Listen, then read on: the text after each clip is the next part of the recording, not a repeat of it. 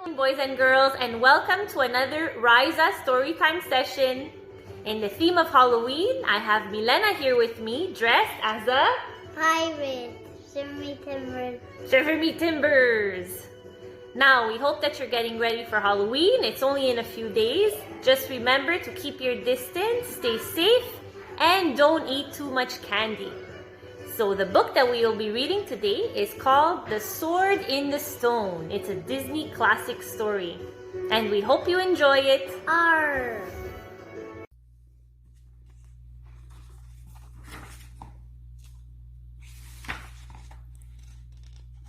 Long ago, a king of England died childless. Nobody knew who would be the next king. Then a sword magically appeared in a churchyard of London. The sword was stuck into a stone. On the sword was written, "Whoever pulls out this sword is the true king of England." All the knights of the land tried to pull out the sword, but not one of them could do it. So everyone forgot about the sword. People went on with their lives. Far away from London, an orphan boy got lost in the forest near his home. At last he came across an old man. "I've been expecting you, though I can't remember why," said the old man. "But you don't know me," said the boy. "I see into the future," said the man, "but I keep forgetting what I see." "Please, who are you?" asked the boy. "A magician," said the man. "Now come inside. You're just in time for tea." The old man poured out 2 cups of tea. "I'm Merlin," he said. "Who are you?" "Arthur," said the boy, "but everyone calls me Wart." "Are you really a magician?" "Of course," said Merlin. "Watch." He waved his wand and said, "Sugar." At once the sugar bowl dumped 3 spoons of sugar into Wart's cup. "You really are a magician," Wart said. Then Wart met Merlin's owl. The owl's name was Archimedes. "How lovely you are," said Wart. "Lovely? Owls are wise, not lovely," squawked Archimedes. "I beg your pardon," Wart said. "What a wise and handsome owl you are." Archimedes looked as he forgave Wart. Merlin showed Wart around his cottage. Wart asked questions about everything. "Oh, now I remember why you came here," said Merlin. "You need a tutor, but I am not sure why." "I do need a tutor," said Wart. "I haven't had one in ages." "Then I'll come home with you and be your tutor," said Merlin. "I can leave right now." He waved his wand and said, "Everything, pack." At once Merlin's things packed themselves into one small bag. Wart lived in a castle with his foster father, Sir Ector, and his foster brother, Kay. Sir Ector was teaching Kay how to be a knight when Wart and Merlin arrived. "Where have you been, Wart?" scolded Sir Ector. "And who's that with you?" "This is Merlin," said Wart. "He is a magician and he will be my tutor." "A magician?" said Sir Ector. "A likely story."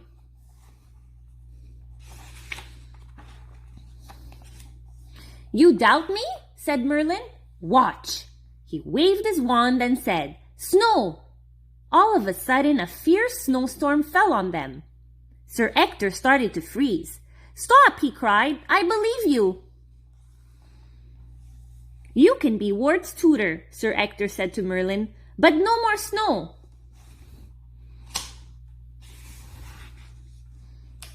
Merlin and his owl moved into the castle. Merlin tutored Wart in a tower each day. Sometimes he used magic to teach the boy. "Learning is not just in books," he said. One day, Merlin asked Wart, "How would you like to be a bird?" Wart thought of flying up in the blue sky. "I would love it," Wart said. presto! Wart was a bird. He had a wonderful time flying around the castle. Suddenly he saw a big hungry hawk. The hawk was coming straight to him. Wart flew for his life. The hawk chased after him. "Help, Merlin!" cried Wart. Merlin found Wart just in time. Merlin changed him back into a boy. "It's hard work to be a bird," said Merlin. "How would you like to be a fish?" Wart thought of swimming in cool water. "I would love to be a fish," he said. Merlin waved his wand and presto! Wart was a little fish. Wart had a wonderful time swimming to and fro. Then a big hungry pike saw Wart. It chased after the little fish. Wart swam for his life. The pike came closer. Wart jumped out of the water, and Archimedes grabbed him just in time. Wart decided to stay a boy from then on. One day, a messenger came from London. Sir Ector read the notice. "There will be a tournament in London," he said. "Any knight can enter. Whoever wins will become King of England." "No more books, Wart," said Sir Ector. "Kay is now a knight. You'll be his squire and help him with the tournament." "Work hard and I'll reward you when I'm king," said Sir Kay. So Wart got Kay's things ready for the tournament. He polished Kay's helmet. Then he cleaned Kay's sword. At last it was time to leave for London. Merlin watched everyone go. Then he sent Archimedes along to keep an eye on things.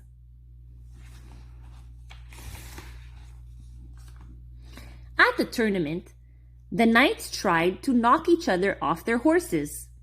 All the lords and ladies watched and cheered. Sir Kay waited for his turn to fight. "Are you ready, Kay?" asked Sir Ector. "Where's your sword?" "Oh no," cried Wart. "It's back at the inn. I forgot to bring it." "Oh," screamed Kay, "fetch my sword at once." Wart ran to the inn as fast as he could. But the door of the inn was locked. Everyone was off at the tournament. "Oh no," moaned Wart. "What will I do? Kay can't enter the tournament without a sword." Wart headed back to the tournament. He felt terrible. Suddenly he saw a sword. It was stuck in a stone in a churchyard. "Maybe I can borrow that one," Wart said. He tugged on the sword. It came out easily, but it was very heavy. Wart could hardly carry it back to the tournament.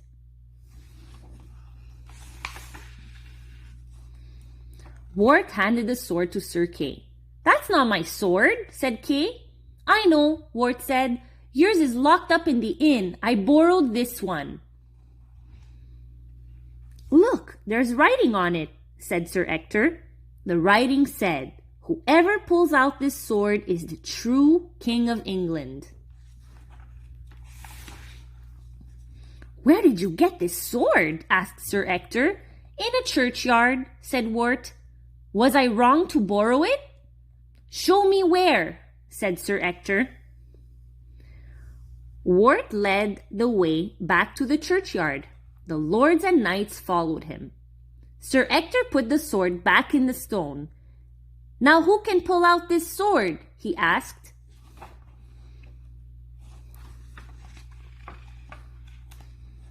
One by one, the knights tried to pull the sword out. They pulled and yanked and tugged. The sword wouldn't budge. Then Wart pulled out the sword. It came out easily. "He did it!" cried Sir Ector. "The boy is the true King of England." "Long live King Arthur!" cheered Kay and Sir Ector. For of course they could no longer call the boy Wart. "Long live the king!" cried the crowd. Then Merlin appeared in the churchyard. "Now I remember why you need a tutor," he said. "You were always meant to be king." And Arthur grew up to be the best king that England ever had. I hope you enjoyed the story. Happy Halloween!